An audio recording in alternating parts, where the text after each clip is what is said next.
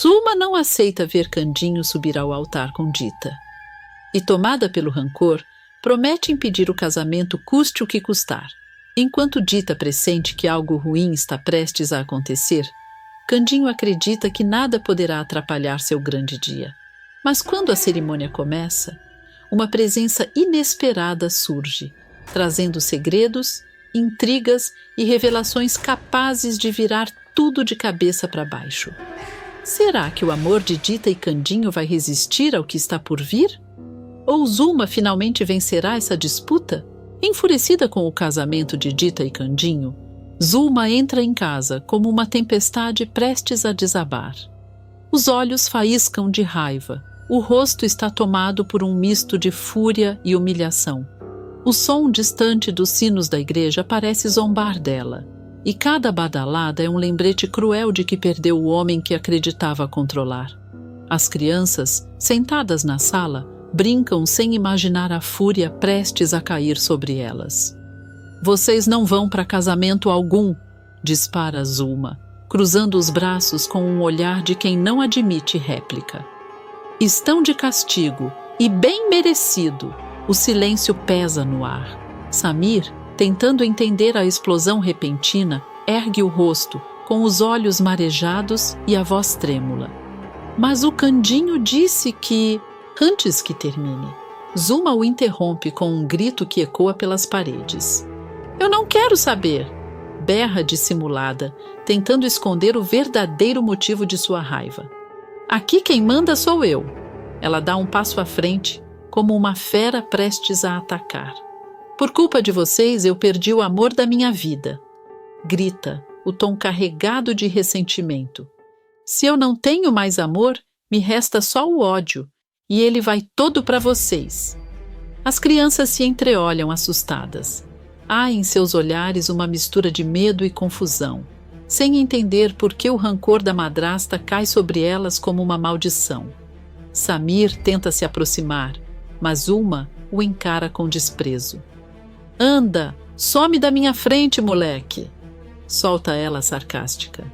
Vão tudo chorar no quarto. Dita e Candinho. O nome do casal ecoa na cabeça de Zulma como uma afronta. Ela se vira, caminha até a janela e observa o movimento na rua, onde a festa do casamento já começa a tomar forma. Um sorriso amargo se forma em seus lábios. Casamento feliz? Murmura com veneno na voz. Veremos por quanto tempo essa felicidade dura. As crianças correm para o quarto trêmulas.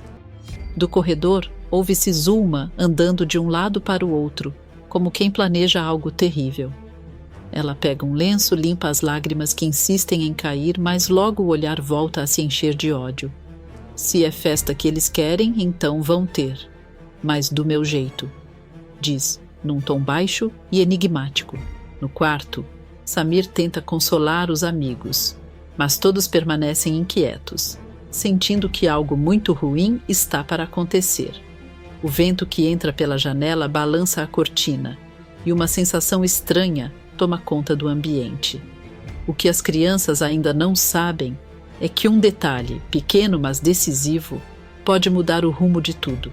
E esse detalhe pode estar prestes a transformar a vingança de Zulma em um desastre que ninguém conseguirá conter. Enquanto Zulma mergulha em seus planos sombrios, do outro lado da cidade, Dita entra na loja de Aide com o coração acelerado e um sorriso tímido no rosto. O perfume das flores, os tecidos pendurados, o brilho das rendas, tudo parece anunciar um novo começo. Aide a recebe com entusiasmo, puxando o vestido cuidadosamente escolhido para aquele momento. Dita entra no provador e, ao se ver no espelho, respira fundo. Os olhos marejam. O reflexo diante dela é o de uma mulher marcada por dores, mas também pela esperança. Ela toca o tecido com delicadeza e murmura emocionada. Eu já me casei uma vez, mas agora tô me sentindo como se fosse a primeira. Tô tão nervosa. Parece que meu coração vai sair pela boca. Aide sorri com aquele jeito tranquilo de quem já viu muitos casamentos acontecerem ali. Dá pra ver que você e o Candinho se amam de verdade, Dita. Esse casamento vai ser lindo, eu sinto. Vocês nasceram um para o outro. Mas de repente Dita se cala. Um arrepio percorre seu corpo e o sorriso se desfaz. Ela olha para os lados como se algo ou alguém a observasse de longe. A luz parece vacilar e o clima muda. Manuela, que olhava alguns véus sobre o balcão, percebe a mudança e se aproxima, preocupada. Aconteceu alguma coisa, Dita? Dita hesita, aperta as mãos e desvia o olhar. Eu senti algo estranho, como se alguma coisa muito ruim fosse acontecer. Aide troca um olhar rápido com Manuela, tentando disfarçar o próprio calafrio. Sorri, mas o sorriso é trêmulo, forçado. Ah, minha querida, isso é nervosismo. Casamento sempre deixa a gente assim. Vai ser uma festa das pequenas. E o Candinho me disse que nem contou para Zuma, para não ter confusão. Fala com um tom calmo, tentando afastar o medo do coração de Dita. Mas Dita continua inquieta. Os olhos se perdem no vazio. Se você está dizendo, Aide, eu acredito... Responde com a voz baixa e distante. Só que essa sensação não quer ir embora. É como se algo ruim estivesse rondando. Manuela, com um leve sarcasmo, tenta quebrar o clima pesado. Ai, minha sobrinha, para com isso. Daqui a pouco você vai dizer que viu uma sombra no espelho. Dita força um riso, mas a expressão continua séria. Não é bobagem, minha tia. O coração de mulher sente quando alguma coisa está errada. Aide, desconfiada, observa Dita pelo espelho, tentando entender se aquilo é apenas ansiedade ou se há algo mais por trás. Um arrepio percorre novamente a espinha de todas. O sino da igreja ao longe volta a soar e Dita fecha os olhos, como se aquele som fosse um aviso. Eu só espero, diz ela, com voz trêmula, que esse vestido não seja lembrado por outra coisa além da felicidade. O clima se torna denso e até o ar parece pesar dentro da loja. Manuela tenta mudar de assunto, pedindo para Aide buscar o véu, mas Dita permanece ali, imóvel, encarando o próprio reflexo como quem tenta decifrar um presságio. Entre rendas e suspiros, uma certeza silenciosa se instala. Algo está para acontecer. E Dita, mesmo sem saber, talvez já tenha sentido o toque da tragédia se aproximando. No orfanato, o ar parece pesado, como se até as paredes pressentissem o que estava por vir. Zuma anda de um lado para o outro, tomada por uma fúria que parece crescer a cada segundo. O som dos saltos dela ecoa no chão de madeira, como marteladas de raiva. Zenaide observa de longe, nervosa, tentando escolher as palavras certas antes de se aproximar. Patroinha, diz ela com cautela, a voz suave, quase temendo despertar um monstro precisa de alguma coisa. Zuma gira rapidamente, o olhar faiscando de ódio. Preciso sim. Preciso acabar com aquele casamento ridículo, grita, com o rosto vermelho e o semblante transtornado. Onde já se viu? O Candinho se casar com outra e ainda ter a coragem de convidar os anjinhos escondido de mim? Zenaide engole seco, tentando manter a calma. Dá um meio sorriso disfarçado, com um toque de sarcasmo para aliviar o clima. Ora, patroinha, não é segredo para ninguém que a senhora e a Dita não se suportam. E ainda por cima, as duas disputando o mesmo homem. Convenhamos, seria um milagre a senhora ser convidada. Zuma se aproxima dela lentamente, o olhar frio e calculista. Eu posso não ter sido convidada, Zenaide, mas eu vou aparecer. Fala em tom baixo, dissimulado, quase um sussurro venenoso.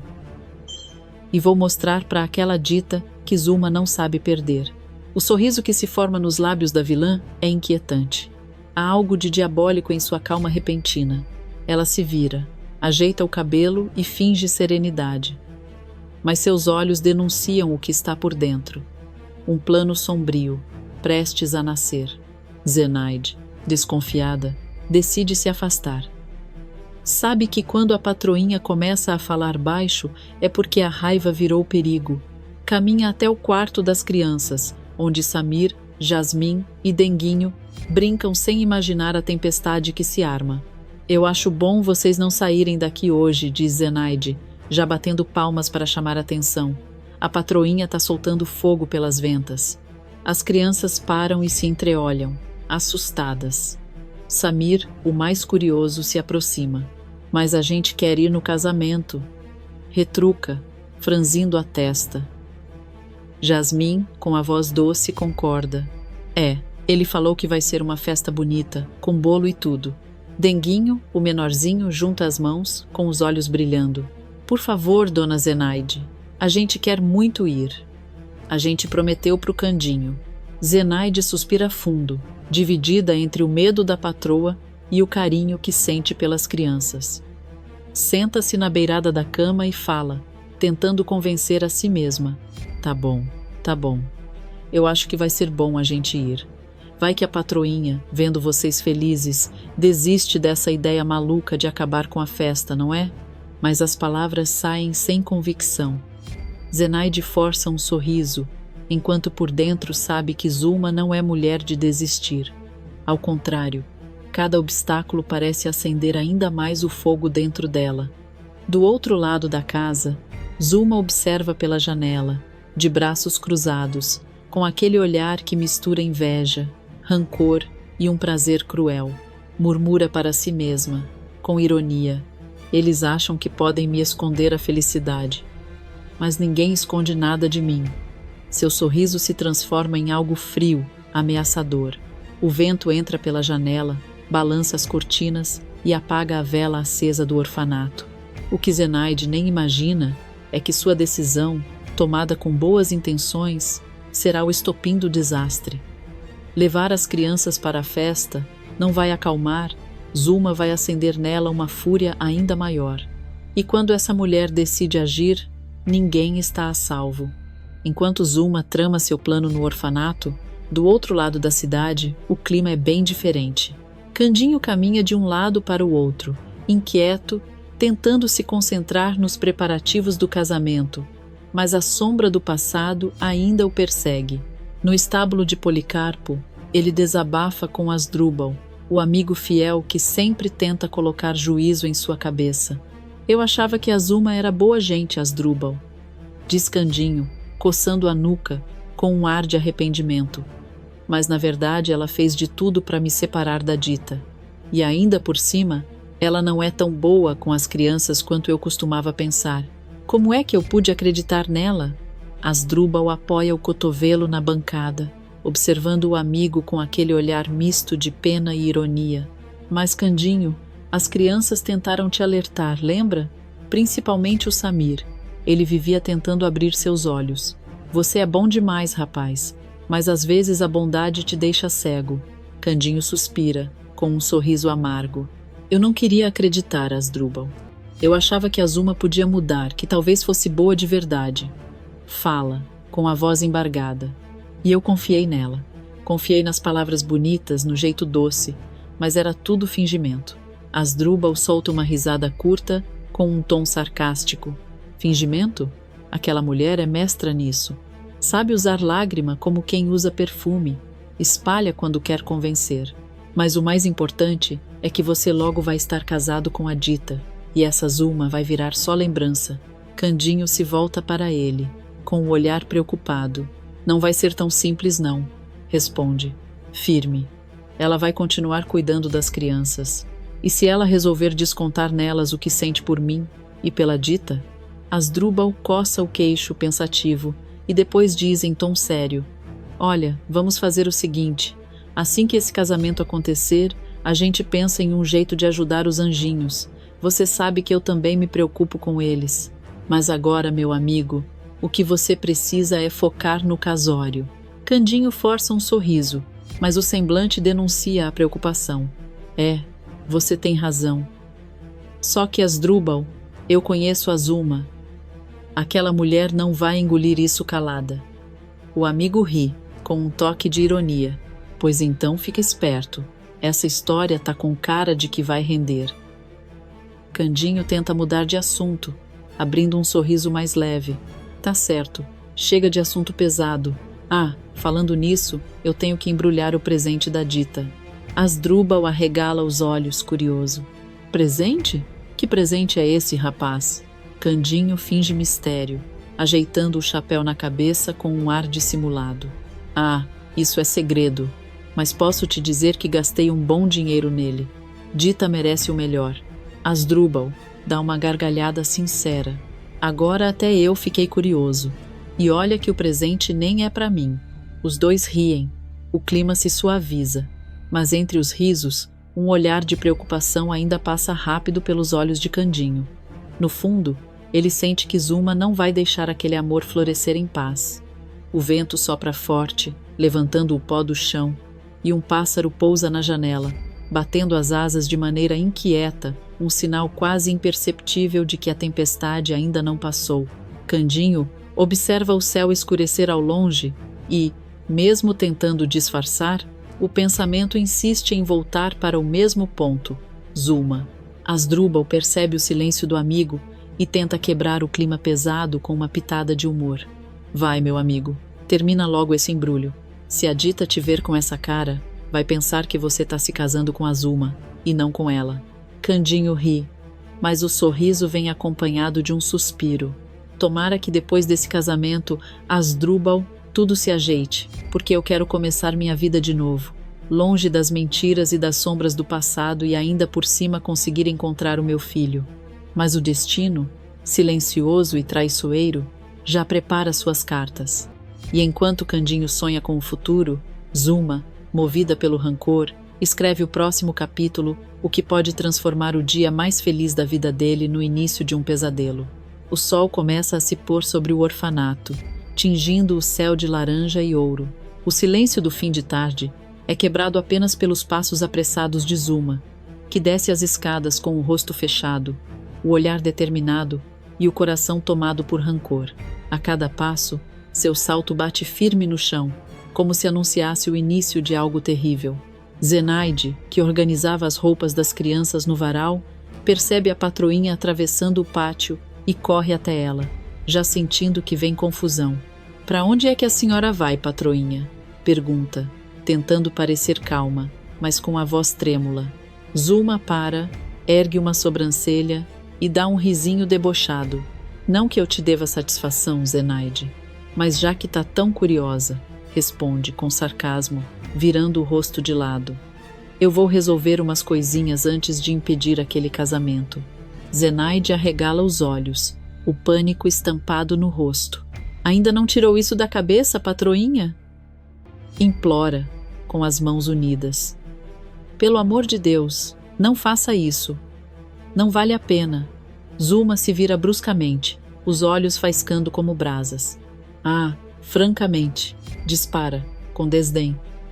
"Eu não tenho que ficar aqui ouvindo o sermão de empregadinha metida à santa. Cuide das suas roupas e dessas pestinhas. E não se esqueça, eles não vão sair daqui. Tá me escutando?" A vilã fala devagar, em tom frio e ameaçador, como quem deixa uma ordem que não pode ser desobedecida. Depois, dá meia volta e sai pela porta com passos firmes, o som do salto ecoando até desaparecer no portão. Assim que a porta se fecha, Zenaide leva a mão ao peito e respira fundo. O medo dá lugar à decisão. Ela sobe as escadas num fôlego só, o coração acelerado, e invade o quarto das crianças. "Rápido!" grita, trancando a porta atrás de si. "Coloquem as roupas de festa, não temos tempo." As crianças se levantam assustadas. Jasmin pergunta, com os olhos arregalados: "Mas a dona Zuma deixou a gente ir?" Zenaide tenta disfarçar o nervosismo, mas a voz sai trêmula. Deixou sim. Agora vamos, antes que ela mude de ideia." Samir, desconfiado, encara a mulher por um instante. "Tá mentindo, né, dona Zenaide?" Ela solta um sorriso forçado, tentando manter o controle. "Mentindo? Eu? Claro que não, menino. Agora anda logo, veste esse terno." As crianças correm até o travesseiro e puxam dali os terninhos e os vestidos, cuidadosamente escondidos. Em poucos minutos, estão prontos, ajeitando os cabelos diante do espelho rachado. O quarto se transforma num redemoinho de vozes, risadas nervosas e passos apressados. Zenaide, ainda aflita, Faz a contagem deles como uma professora em dia de excursão. Samir, Jasmim, Denguinho. Todos prontos? Pergunta, olhando para cada um com carinho e medo ao mesmo tempo. Então vamos. Mas em silêncio.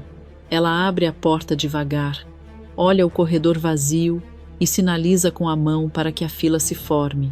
As crianças saem em fila indiana, o coração batendo forte, tentando abafar as risadinhas nervosas. Anda, anda, que se a patroinha voltar a gente tá perdido, sussurra Zenaide, empurrando-os pela porta dos fundos. Do lado de fora, o vento sopra forte, balançando as árvores.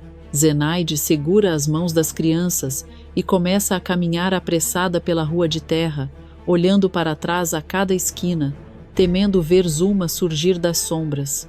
Para onde a gente vai, dona Zenaide? Pergunta Denguinho, ofegante. Ela força um sorriso, mesmo suando de preocupação.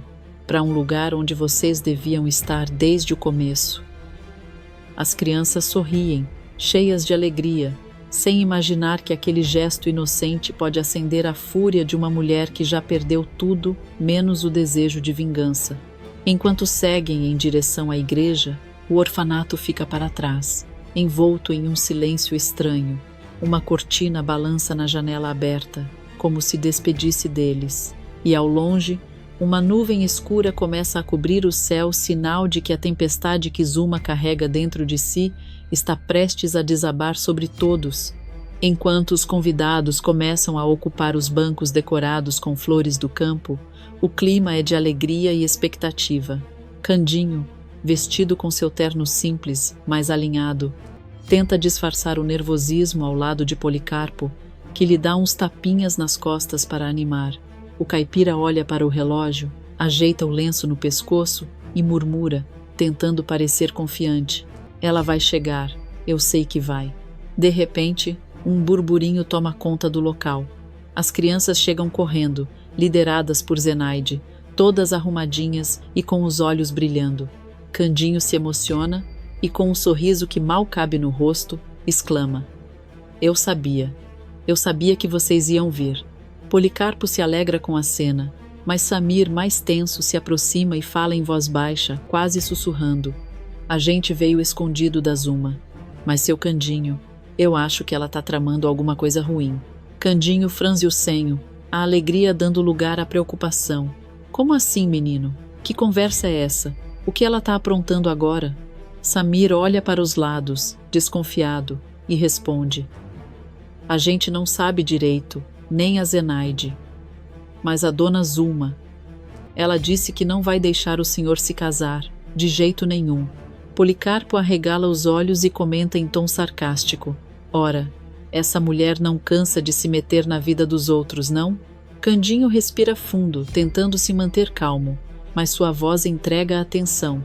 Ara, mas isso não vai acontecer. Eu vou falar pro Asdrúbal e pro Celso. Eles vão cuidar disso.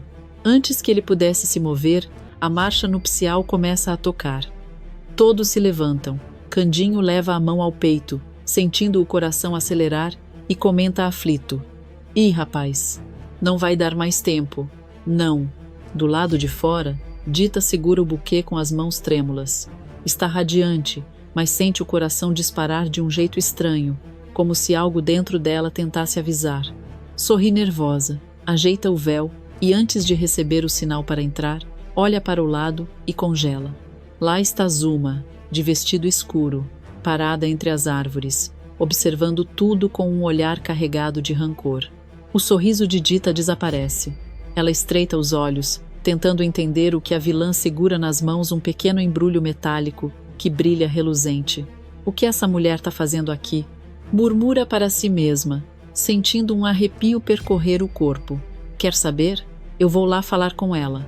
Mas, antes que consiga dar um passo, Asdrúbal surge apressado, sorrindo, e anuncia. Dona Dita, tá tudo pronto. Pode entrar. Tá linda demais. Dita respira fundo, tentando afastar o medo. Força um sorriso e caminha pelo corredor, enquanto os olhares se voltam para ela. A música segue. mas o coração da noiva pulsa como um tambor. De repente, a lembrança do pressentimento de Manuela vem à mente e ela sente um calafrio. No altar, Candinho a observa, maravilhado, mas, à medida que ela se aproxima, o semblante dele muda. Ele começa a olhar para os lados, inquieto, como se sentisse a presença de algo errado. Policarpo percebe e cochicha. O que foi, Candinho? Tá vendo assombração, é? Candinho responde baixo, desconfiado. Não sei, mas tô sentindo um negócio esquisito, como se tivesse alguém aqui que não devia. Dita chega ao altar, e por um instante os dois trocam um olhar de pura ternura, mas logo ambos desviam os olhos, atentos aos murmúrios que começam entre os convidados. Alguns cochicham, outros olham para o fundo da igreja, procurando entender o desconforto que paira no ar. O celebrante tenta manter a cerimônia. Sua voz soa firme, mas o ambiente parece pesado. Estamos aqui reunidos para celebrar a união de Candinho e Dita. Enquanto ele fala, Dita aperta a mão de Candinho e sussurra com nervosismo. Você sentiu isso também? Candinho tenta disfarçar, forçando um sorriso. Senti, mas finge que não. Vai ver, é coisa da emoção. A cerimônia continua. O celebrante se prepara para a pergunta final, quando o silêncio domina o salão. Ele respira fundo e com solenidade declara: se alguém aqui é contra este casamento, que fale agora ou cale-se para sempre. O silêncio que se segue é tenso. O vento entra pela porta aberta, fazendo as velas tremularem. Candinho olha para o fundo, inquieto. Dita sente o buquê tremer em suas mãos. E então, do meio do salão, uma voz feminina ecoa firme, carregada de veneno. Eu sou. Um arrepio percorre todos os presentes. Dita empalidece, Candinho dá um passo à frente e Policarpo se levanta num pulo. A tensão é total. O que era para ser o dia mais feliz da vida deles se transforma, num piscar de olhos, no início de um verdadeiro pesadelo. O salão inteiro se cala. Um silêncio pesado toma conta do lugar e os convidados, confusos, se entreolham sem entender o que está acontecendo. Candinho sente o coração gelar e, lentamente, se vira para o fundo da igreja. Dita o acompanha, com o buquê tremendo em suas mãos. O que vem os deixa boquiabertos. Olímpia, com o olhar frio e uma expressão carregada de desprezo, caminha até o altar. O som dos seus passos ecoa no piso de madeira, cada um mais provocante que o outro. Dita, nervosa, tenta disfarçar o medo, mas a voz lhe sai trêmula. O que você está fazendo aqui, Olímpia? Com um sorriso dissimulado, a mulher responde, erguendo o queixo. Eu só vim colocar as coisas no lugar. Você não devia estar tendo esse dia de glória, Dita. Devia era juntar seus trapinhos e voltar para a roça, para o buraco de onde veio. Alguns convidados se entreolham, surpresos com a ousadia. Policarpo murmura, mas essa mulher perdeu o juízo de vez. Candinho, irritado, dá um passo à frente e fala firme. Olímpia o encara, debochada, e retruca. Falo sim, e falo porque você não sabe o que essa mulher fez. Ela te enganou, Candinho. Ficou com vários homens quando trabalhava no dancing. Um murmúrio de espanto percorre o salão. Dita leva a mão ao peito, ofendida e com os olhos marejados. Isso é mentira. Eu não fiz nada disso, não. O meu coração é do Candinho, e sempre foi. Olímpia sorri com ironia e dispara. Pois o coração dele não é seu, querida. Porque ele se deitou com Zuma. E agora? Ela está grávida. Um silêncio aterrador toma conta do ambiente. O buquê de Dita cai de suas mãos, e Candinho fica estático, como se tivesse levado um golpe. Policarpo arregala os olhos, incrédulo.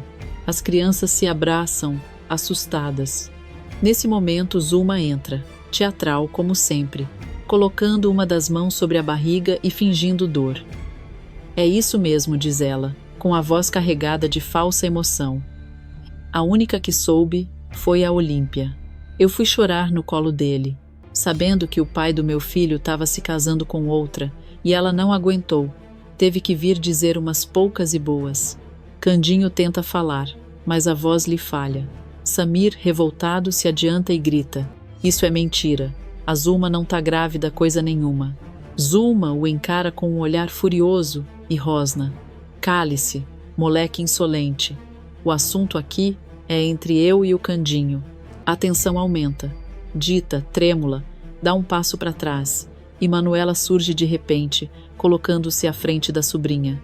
Se você tá grávida, diz ela com firmeza, foi porque enganou todo mundo. Mas você não vai enganar mais ninguém. Asdrubal se aproxima também, em posição protetora. É isso mesmo, afirma. Se quiser fazer algum mal a esses dois, vai ter que passar por cima da gente. Em segundos, as crianças e vários convidados formam uma barreira humana diante do casal. O gesto causa comoção.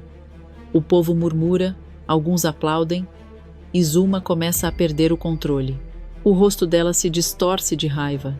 Seus imprestáveis, grita, arrancando flores dos arranjos e atirando contra os convidados. Eu vou acabar com todos vocês. Mas antes que pudesse continuar, uma voz serena, firme e conhecida ecoa da entrada. Zuma, chega. Todos se viram. Carmen surge, imponente, usando um vestido simples, mas com um olhar que transborda autoridade. Zuma empalidece. O que você tá fazendo aqui? Pergunta, tentando manter a pose. Achei que estava naquele sítio, longe daqui. Carmen se aproxima lentamente, encarando-a com desdém. Eu vi nas cartas o que você planejava fazer. Até mentir que estava grávida. Um burburinho toma conta da igreja. Zuma começa a suar frio. Isso é mentira sua. Tenta disfarçar, mas sua voz vacila. Candinho, confuso, se aproxima e pergunta com o semblante abalado: o quê? Mas, você mentiu? Por que, Zuma? A vilã se cala. Seus olhos fogem dos dele. E Carmen, aproveitando o silêncio, revela: ela não mentiu só sobre isso. Lembra quando se deitou com ela, Candinho? Pois aquilo não passou de uma armadilha. Foi uma poção que ela te deu, um feitiço que durou uns 15 minutos e não aconteceu nada. Ela nunca poderia ficar grávida, porque tudo não passou de um beijo. O espanto é geral. Dita cobre a boca, em choque. Policarpo solta um zurro abafado, indignado. Carmen continua, firme. E não foi só isso. O Policarpo foi preso por culpa dela. Zuma queria ele fora do caminho para te conquistar de vez.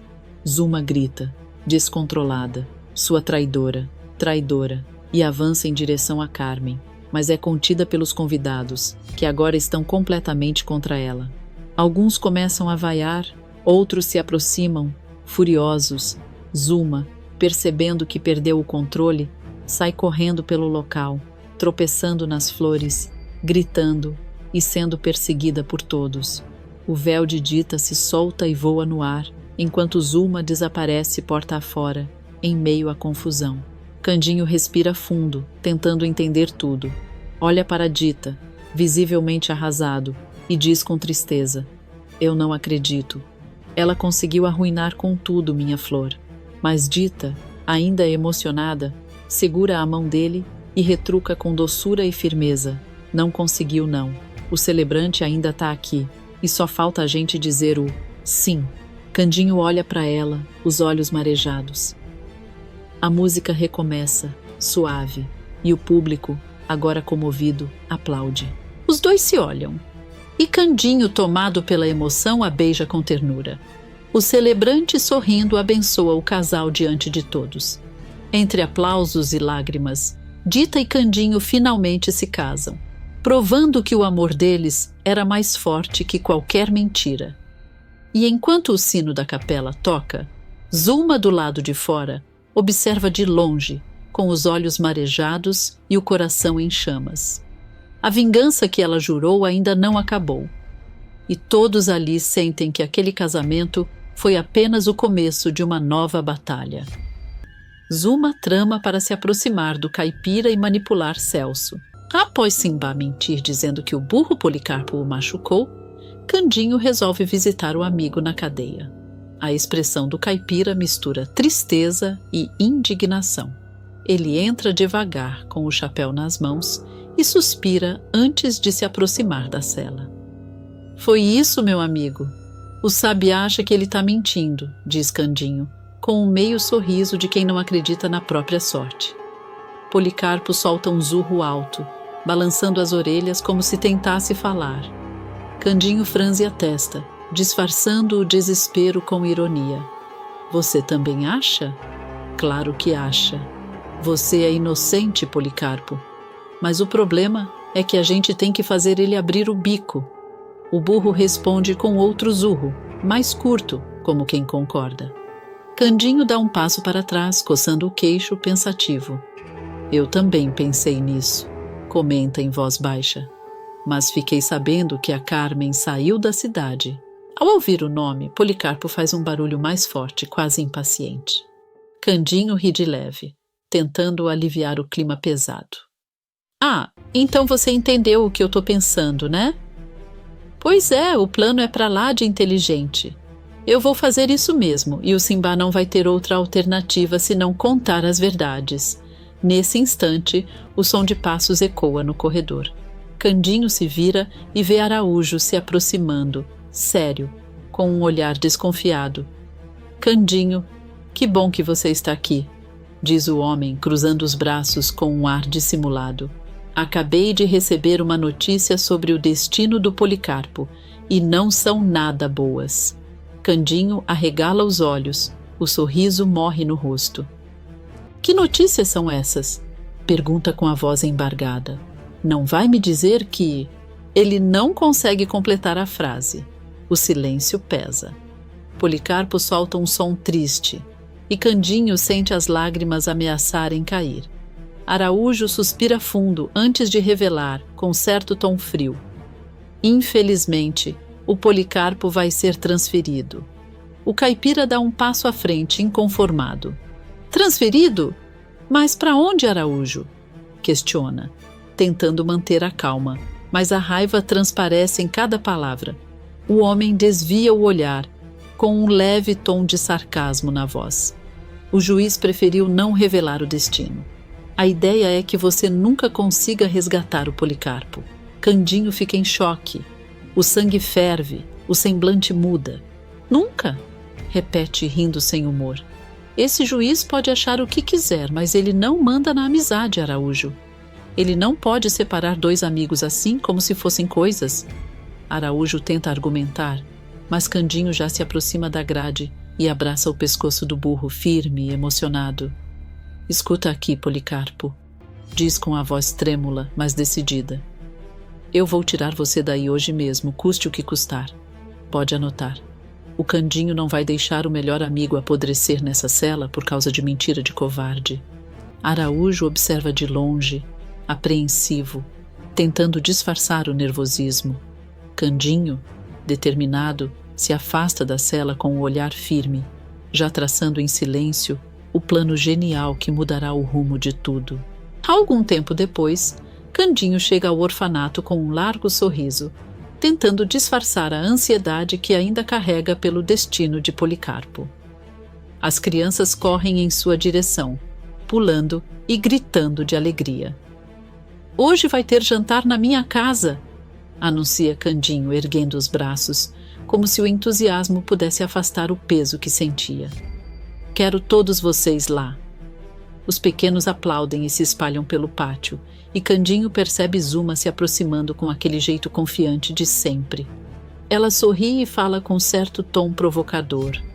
Eu vou adorar passar mais um tempinho com você. Candinho engole em seco, nervoso, e se afasta alguns passos tentando manter o controle da situação. Eu acho que é melhor você não ir hoje, não, diz, tentando soar firme, mas a voz entrega o nervosismo. A Dita vai estar lá.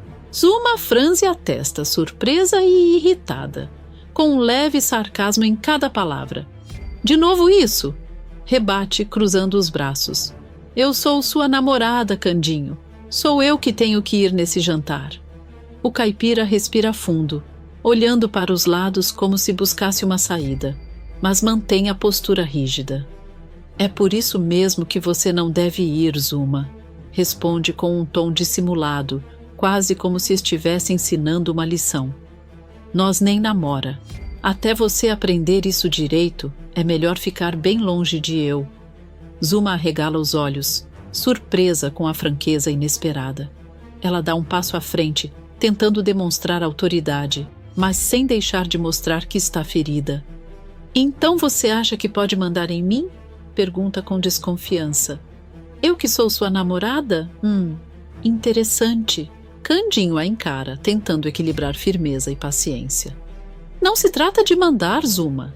É só que, enquanto você não entender o que é certo para você, e para mim, melhor cada um no seu lugar. Ela solta um riso curto, sarcástico, e recua alguns passos. Certo, então vou ficar observando e vendo até onde você consegue resistir. A voz dela vibra com um misto de desafio e ressentimento. Candinho suspira, aliviado por ter mantido o controle, mas sabe que a tensão entre os dois ainda vai render. Enquanto observa as crianças se espalhando pelo orfanato, ele pensa em como vai conduzir o jantar e secretamente no plano genial que vai colocar Policarpo em liberdade. Quando Candinho se afasta, levando as crianças e um resto de esperança no olhar, Zuma desce as escadas que rangem até o porão, o rosto em brasa. A porta se fecha atrás dela com um estalo seco. O espaço escuro cheira a mofo e a rancor velho. Sandra ergue os olhos da sombra onde está amarrada. Não por medo, mas por curiosidade maliciosa, e sorri com um lábio cortante. Eu não acredito que ele está se afastando de mim. Explode Zuma, jogando o cabelo para trás como se aquela atitude fosse um soco. Tudo culpa daquela Dita. Por mim era ela que estava aqui no meu lugar e não você. Sandra dá de ombros, o sarcasmo colado à voz como um verniz. Ah, claro, porque todo mundo sabe que o coração de um caipira é um prêmio fácil de ser conquistado com olhar e chapéu. Eu realmente não entendo como você se interessa tanto por esse sujeito. Mas já que você se mata por ele, vai lá e mostra quem você é. Se só você acredita nesse namoro, faz todo mundo acreditar também, diz com a acomodada frieza de quem vive de barganhas. Zuma cruza os braços, mordendo a língua antes de responder. O rancor vira cálculo. Até que não é uma ideia tão ruim, admite, baixando a guarda um segundo, o sorriso se curvando em cumplicidade. Mas eu não vou fazer isso de graça, né? E além do mais, eu tenho que ter uma conversinha com o Celso. Aquele moleque precisa aprender a me obedecer. Os olhos de Sandra brilham, meio por surpresa, meio por ganância. Com o meu irmão? Questiona, fingindo incredulidade. O que você quer com o meu irmão, Zuma? Vai pagar com promessas de romance agora? Ah, não sou tão ingênua, retruca Zuma, com voz dissimulada. Você acha que eu ia te deixar no porão sem ganhar alguns trocados por isso? Além do mais, o Celso pode ser útil. Ele vigia a casa do Candinho, fica por perto, sabe de tudo. Com ele do meu lado, eu consigo moldar a situação.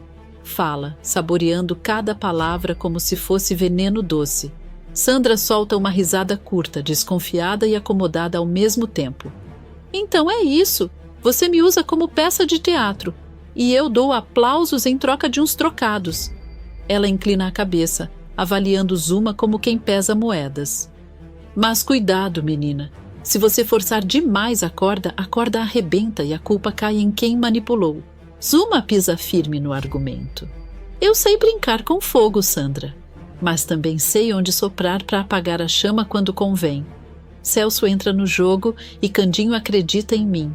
Eu faço ele pensar que a Dita é a invejosa. Eu me aproximo mais. A voz dela fica mais baixa, conspiratória. E na hora certa eu puxo o tapete. Pronto. Todo mundo acredita no namoro. O Candinho dá atenção para mim. E você? Você some da cena, pobre coitada, mas com algum dinheirinho na mão. Sandra ergue uma sobrancelha, mistura desconfiança com interesse. E qual é a sua garantia? Pergunta com a calma de quem sempre tem uma carta na manga. Que eu vou sair viva e com o bolso cheio. Zuma aproxima-se da cela, tão perto que o hálito quente encontra o rosto de Sandra. Minha garantia é simples.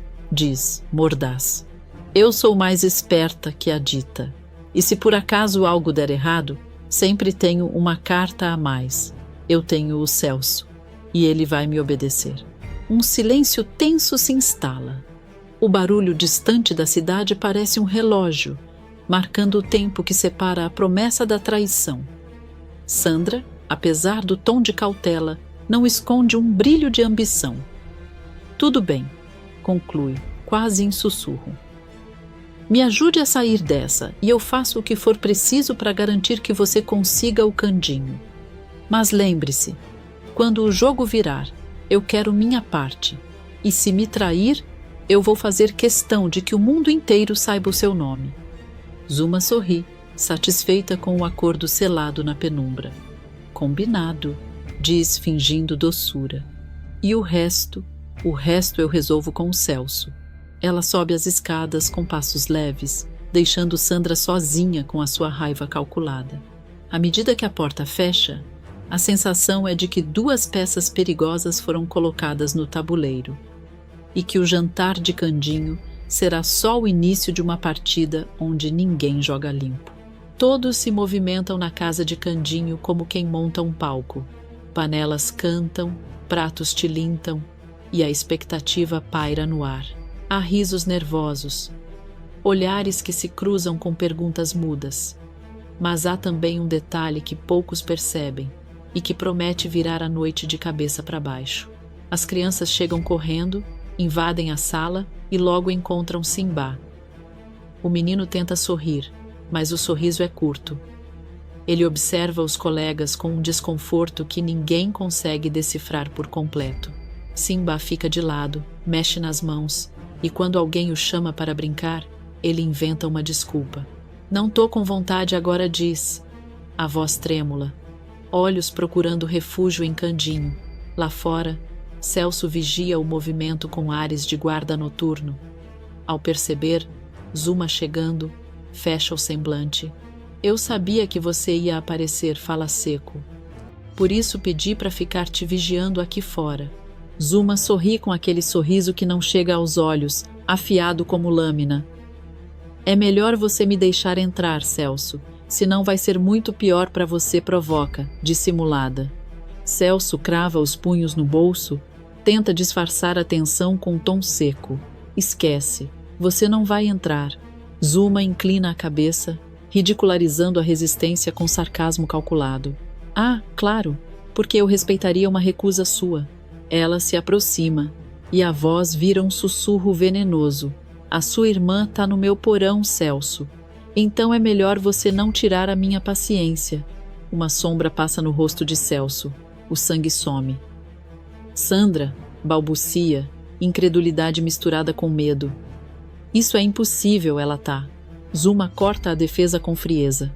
Não adianta fingir que não sabe. Eu sei que você sabe que ela tá viva.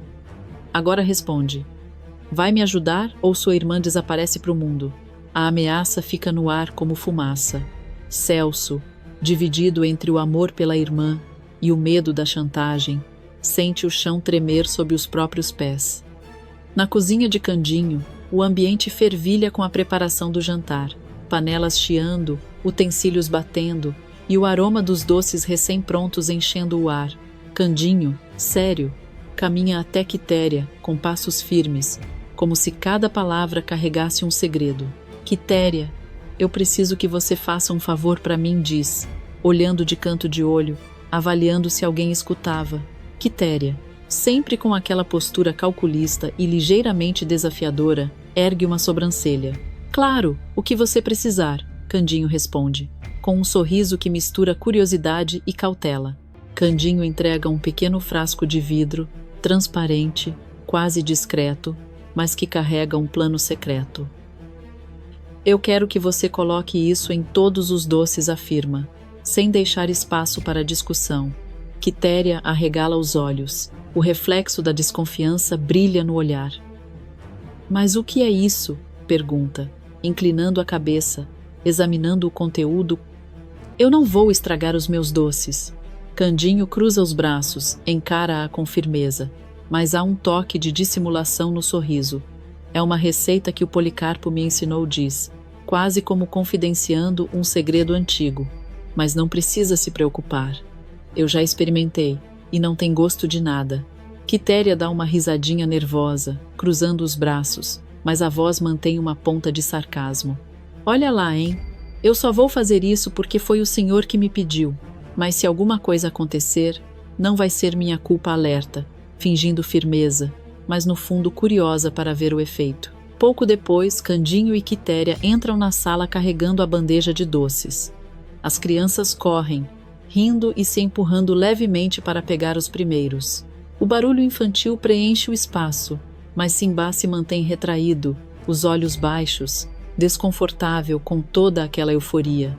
Candinho se aproxima dele, o sorriso misturado com urgência. Simbá, pega um, vai. A voz firme tenta vencer a resistência silenciosa do menino. Eu não quero, responde Simbá, desviando o olhar, a insegurança evidente na voz trêmula.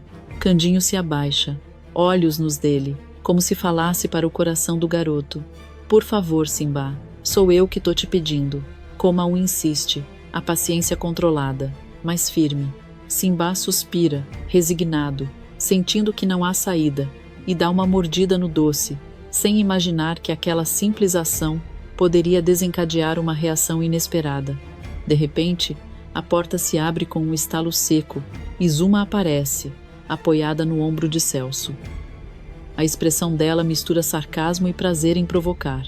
Ai, mas nem me esperaram, comenta, pegando um doce da bandeja. Pelo menos sobrou um para mim. Candinho se volta, surpreso, olhos arregalados. O que você está fazendo aqui? Eu disse que não era para você aparecer, exclama, misturando preocupação e incredulidade. Zuma morde o lábio, um sorriso malicioso surgindo no rosto. Ah, eu vim aqui para fazer os outros acreditarem que nós namoramos, diz, mastigando lentamente, para ver se você também acaba acreditando. Candinho franze a testa desconfiado. E como você acha que isso vai funcionar? Pergunta, tentando disfarçar a ansiedade. Zuma dá uma risadinha, como se estivesse se divertindo com a própria artimanha. Eu sei que funciona, responde, com uma ponta de sinceridade disfarçada. Porque eu me apaixonei por você, mentindo para você que estava apaixonada. Um silêncio tenso cai sobre o ambiente. Simbá observa, intrigado, enquanto Candinho luta para processar a situação. De repente, Zuma arregala os olhos, a surpresa tomando conta do rosto. Mas, o que é isso? Pergunta, a voz trêmula. Por que eu falei essas coisas? As crianças continuam a correr, rindo sem perceber o drama se desenrolando à sua volta, enquanto Candinho encara Zuma, a mente fervilhando com dúvidas e planos. A noite promete reviravoltas, e cada doce, cada gesto, parece carregar uma dose de tensão pronta para explodir. O clima na sala muda instantaneamente. Candinho e Sabiá se entreolham, e há uma tensão silenciosa, carregada de expectativa. O detetive, com passos firmes e olhar investigativo, sai em busca do delegado que esperava do lado de fora, deixando as crianças cochichando e curiosas, sem saber o que está por vir. Simba, inquieto, se encolhe em sua cadeira, os olhos arregalados de preocupação. Mas, o que ele está fazendo aqui? Pergunta, a voz tremendo, revelando medo e desconfiança. O delegado entra com um sorriso controlado, quase disfarçando o ar de autoridade que impõe. Eu só vim participar da festa, comenta, olhando para as crianças com ar de mistério. E quero propor uma brincadeira. Samir, sempre curioso, inclina a cabeça, franzindo o senho. Que tipo de brincadeira? Questiona, meio desconfiado, meio animado. O delegado cruza os braços e responde, com um tom que mistura seriedade e provocação. Já ouviram falar de verdade ou desafio? Primeiro todos terão que fazer um desafio. Depois, cada um contará uma verdade. O que acham? As crianças explodem em sorrisos e risadas, a ansiedade é transformada em entusiasmo. Samir é o primeiro a entrar na onda, imitando uma galinha, suas asas agitadas e o bico imaginário arrancando gargalhadas. Jasmim, desinibida, faz uma dança maluca, pulando de um lado para o outro, enquanto Felícia tenta alcançar notas altas em uma canção improvisada que desafia os ouvidos de todos. Aladim, determinado a impressionar, faz uma bananeira impecável, e Simbá, antes tímido, começa a relaxar, esboçando pequenos sorrisos, até se permitir entrar na diversão. Mas a brincadeira das risadas dá lugar à tensão quando chega a hora das verdades. Felícia, empolgada e sem perceber o peso de suas palavras, afirma: tem uma moça trancada no porão do orfanato. O silêncio cai como um cobertor pesado.